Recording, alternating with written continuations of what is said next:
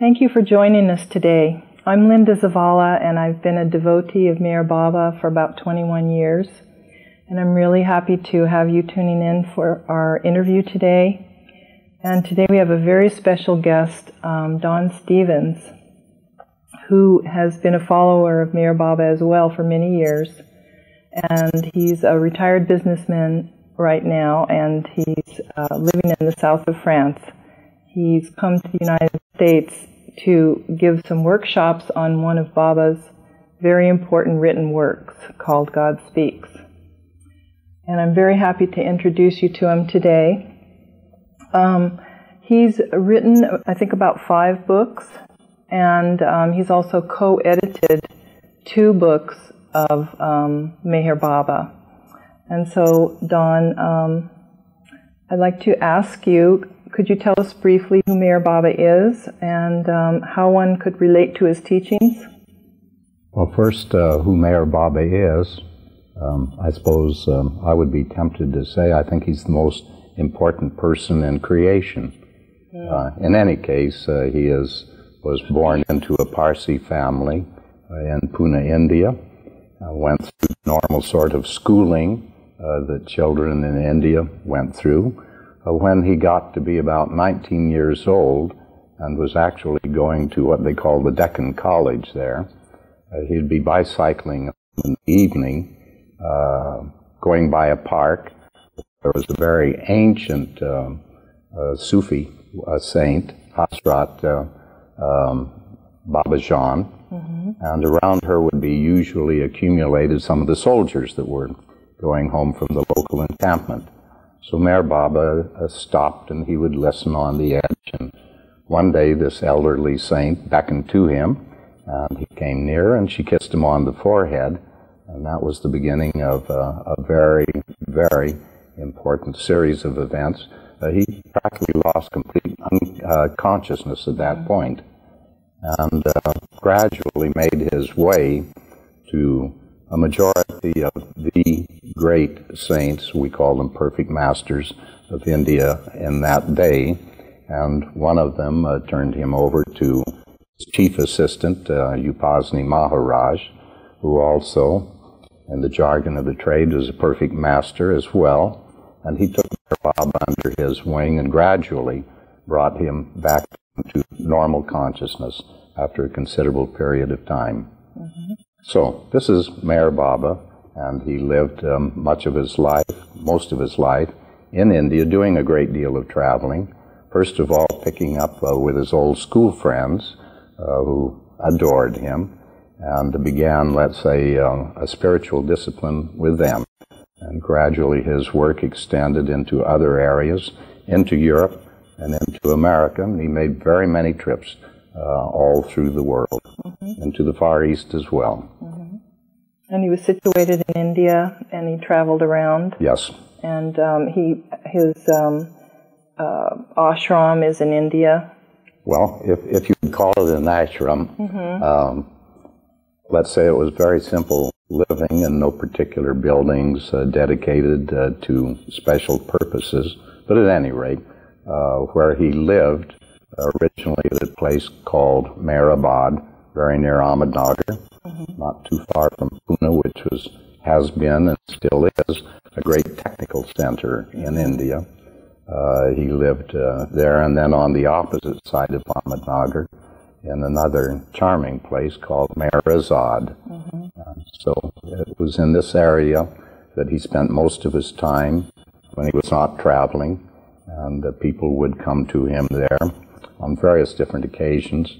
He would make quite extensive trips, and perhaps the most famous of those was when he was looking for what are called the musts, M-A-S-T-S, and these are, I think, the nicest shorthand way of describing a must is to say that it is an individual who is intoxicated of God, which means to you and me, they appear just plain crazy, but to Baba, he recognized the fact that they had had a very deep spiritual experience which had fixed their attention on God.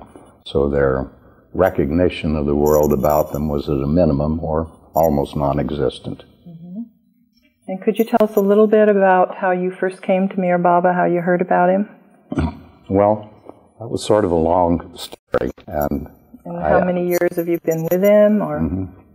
Well, let me put it this way. I became devoted to a person who became one of his chief disciples. She was the head of the Sufi order in her day. She had been the first initiate of a very great Indian musician and mystic by the name of Hazrat Inayat Khan, his first initiate. And when Hazrat Inayat Khan died, this first initiate, whose name was Rabia Martin, then began to search for what would be the successor to Inayat Khan to carry her along the spiritual path. And eventually came across two quite wonderful and deeply steeped in the lore of Meher Baba ladies who lived in New York. She spent some time with them, about 2 years, as much time as she could spare. She lived in San Francisco, so it was a good way away. And after 2 years of doing her utmost to feel into this individual who attracted her greatly from the first, she came to the conclusion, first of all, that he was her successor as spiritual guide and master to Inayat Khan. And I remember she used the term almost immediately that he was the great spiritual master of the age, not just for a few weeks or even a few years, but for the age, which was very impressive.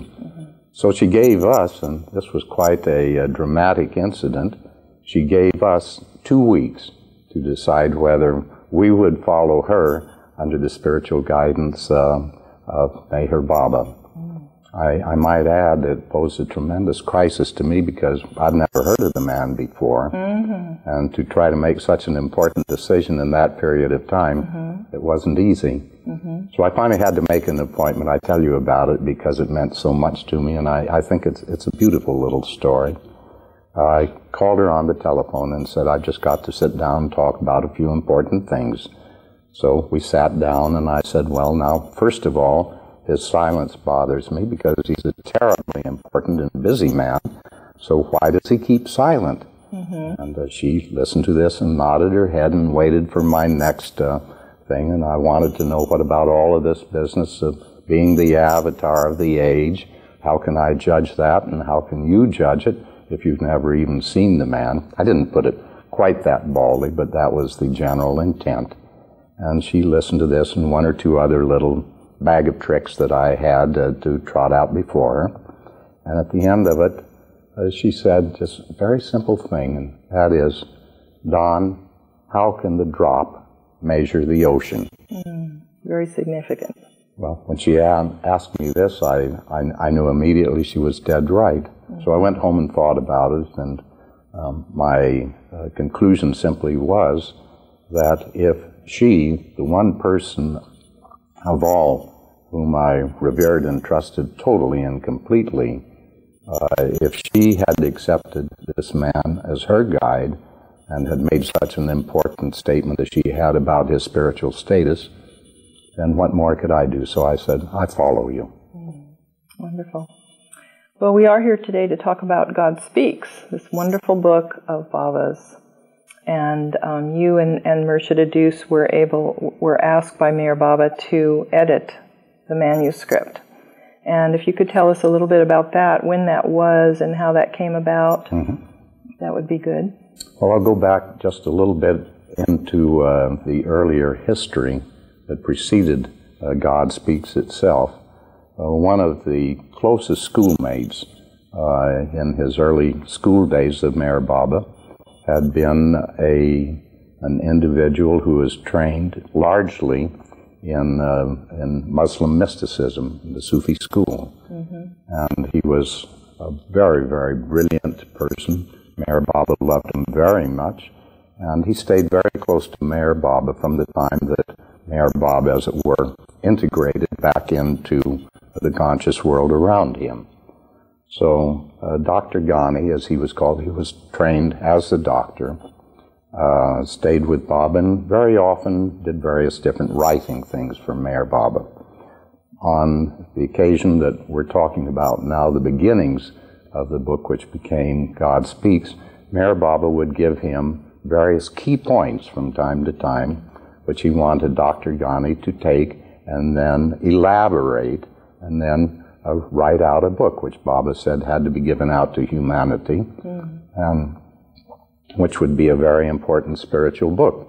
The only trouble was that in 1951, when Dr. Ghani, I don't think he was more than 50 some odd at the point, had a heart attack, died, and this was very upsetting to Meher Baba. He said, but I had so many things I wanted Ghani to do, and now he isn't here. So he immediately had one of the close ones in the place where they all lived together at Meher Azad go look in Dr. Ghani's belongings to get out the manuscript. So the manuscript was brought over and some of it was read out to Baba, and Baba looked rather nonplussed and bewildered, and he said, but this is very nice material, very good, but it isn't what I was giving Dr. Ghani to write into the book. So at that point, Baba decided that he was going to have to take the matter in hand, and for a period of several months, it was a very, very tedious process. He would give, again, key points to perhaps his chief male disciple, Arish Jesawala, wonderful individual, and Arish would jot down these key notes, take them to his bedroom, and write them up into more detailed and logically coherent paragraphs. First thing the next morning, he would take this back to Meher Baba, read it out to him, and on 2 occasions, Meher Baba had Arish describe to me the exact manner in which they proceeded, because apparently he felt it was extremely important. As soon as Arish would read out something which was problematical or mistaken, Baba would clap his hands and Arish would stop. And then Baba would, with his sign language, discuss with Arish what the problem was. Usually it was fairly simple, but Baba wanted me to know that if it was a word that was extremely important and which in some manner or another had to be lit upon, decided upon very accurately, he would have Arish go to the length of repeat the alphabet quickly, A, B, C, D, E, F, and write it the proper letter. He would stop Arish. And in this fashion, a really very, very important word would be spelled in this very laborious fashion. So this was the manner in which Baba gave out the large bulk of God Speaks. And the second part of God Speaks, which is called a supplement, is the material which Dr. Ghani had written up with a great deal of Sufi material. When he gave the manuscript to Murshid Adus and to me for editing, he said, well, Ivy, that was her first name, you can either accept and include the Ghani material, you can discard it all, or you can pick out certain portions that seem of particular interest to you and include those. You make the decision. So Murshid Adus, when I got to New York on this occasion, when she had just received the manuscript, I think Baba gave us 6 or 7 weeks to do all of the editing that had to be done. Very short amount of time. Well, it seemed impossible, to be quite frank. So, but at any rate, we had to set our nose to the grindstone. And she said, well, Don, I'm very much attracted to the material that Ghani wrote, and it seems to me perhaps that will take a bit more complicated concentration, so perhaps I had best handle that, and you take the material that Baba dictated, gave direct to Arish Jesawala. So I set off on my field trip and huffing and puffing around in trains and so on in the east of the United States while she worked in New York City. We did have, incidentally, and I think it's a matter of some importance, several very important to us key questions, either material that was ambiguous that we couldn't understand, or which was just frankly beyond our depths. So we would fire off a quick message to get to Baba quickly in India, and he would immediately respond, sometimes with 2 or 3 or 4 pages.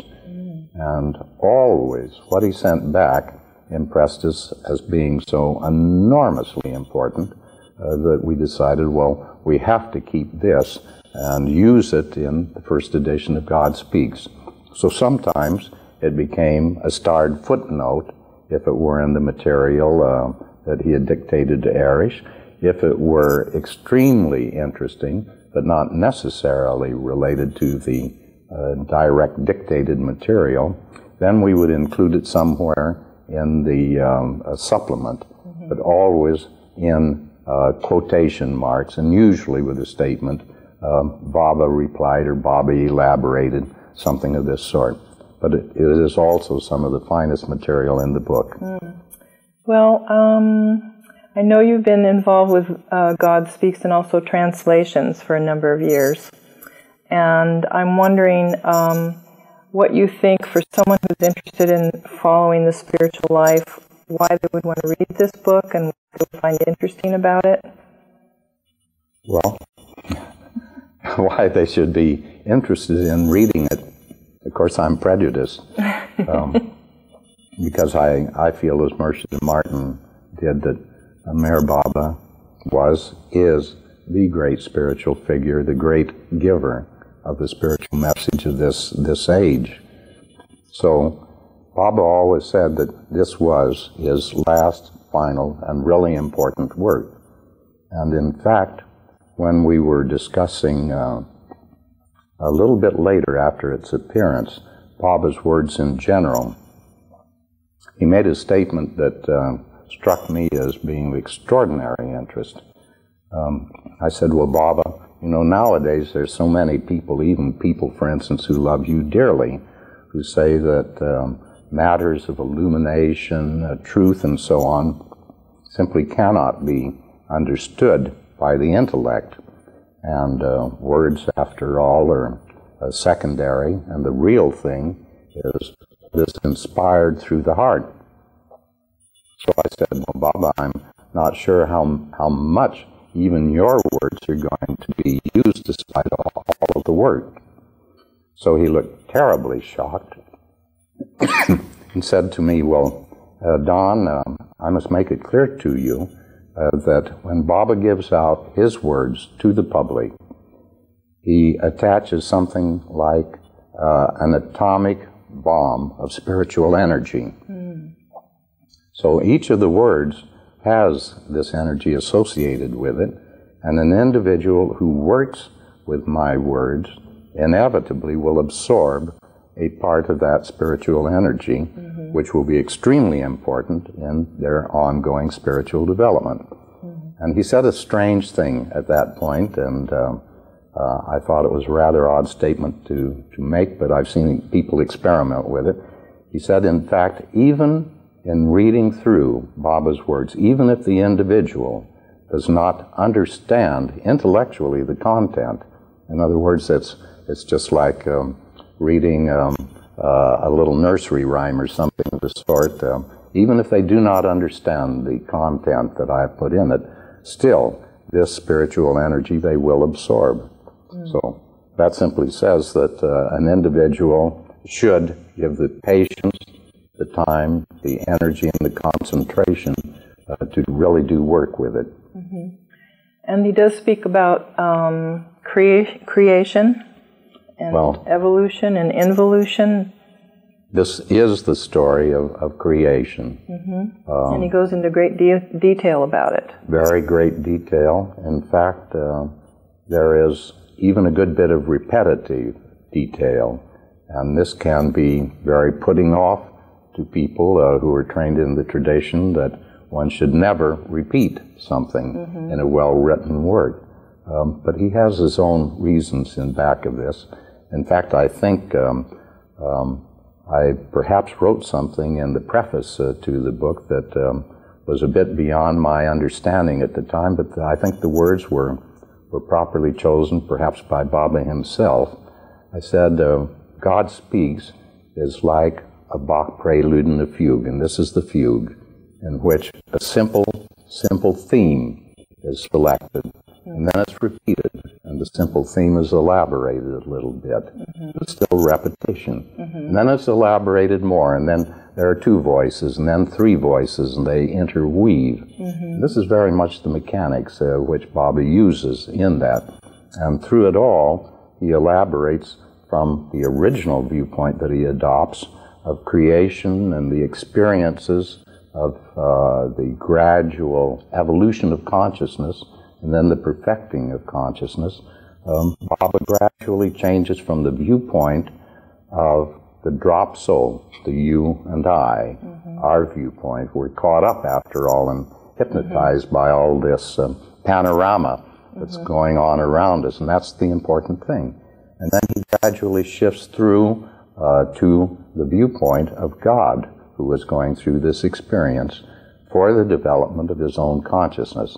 So when I said that God speaks is the story, or it is the description of the creation of creation, all of that is simply to satisfy the potential whim of original unconscious God to know his divinity consciously.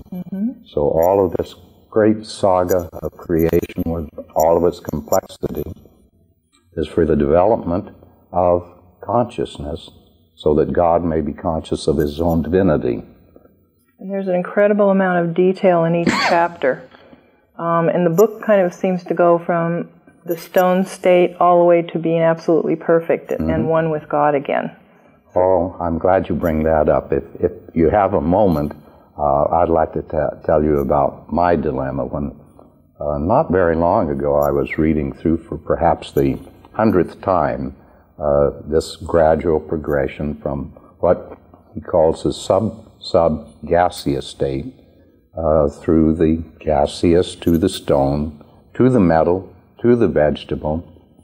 And when I was looking at the description of going from the stone, the metal state, to the vegetable state, I noted, as I had in the past, that the vegetable state form is really constructed on the habit patterns and experiences of the last metal state.